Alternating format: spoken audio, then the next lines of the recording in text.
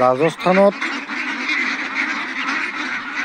হাৰিয়ানাত যিসকল মাৰোৱাৰী সম্প্ৰদায়ৰ লোক থাকে, গোটেইসকল হ'ল নিৰামিষভোজী মানুহ।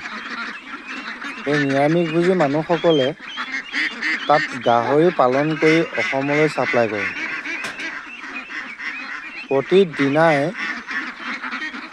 কমেও এখন ট্ৰেইনত 10টা 12টা ডবা বুকিং কৰে তেখেতলোকে আহি পায়হি ইয়াত অসমত, আৰু সেই ৰাজস্থানৰ গাহৰি অসমত খাই আছে।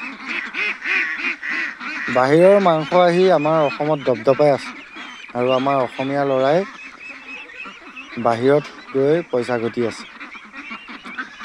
অসমখনেই এনেকুৱা এখন জেগা য'ত দৈনিক হাজাৰ হাজাৰ কুইণ্টেল মাংসৰ বিক্ৰী হয়।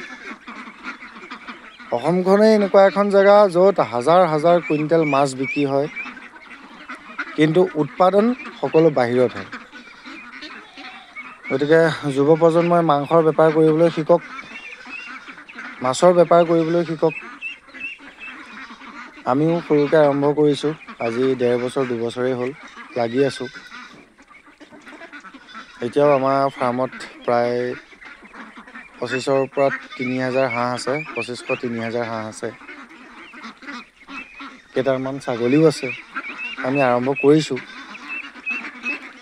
ইয়াৰ ফল পাইছোঁ, আমি ফল নোপোৱাকৈ থকা নাই। কিন্তু এটাই কথা ক'ম, বাহিৰৰ মাছ মাংসই অসমত দপদপাই আছে, অসমীয়া ল'ৰাই বাহিৰত দপদপাই আছে। সেইটো নহওক, অসমীয়া ল'ৰাই অসমত মাংসৰ বেপাৰ কৰক, মাছৰ বেপাৰ কৰক। এইটো সৰু বেপাৰ নহয়, বহুত ডাঙৰ বেপাৰ এটা, বহুত ডাঙৰ এটা চিণ্ডিকেট আছে ইয়াত। হাজাৰ হাজাৰ কুইণ্টেল গাহৰি বাহিৰৰ পৰা আহে, হাজাৰ হাজাৰ কুইণ্টেল মাছ বাহিৰৰ পৰা আহে, হাজাৰ কুইণ্টেল ব্ৰইলাৰ বাহিৰৰ পৰা আহে।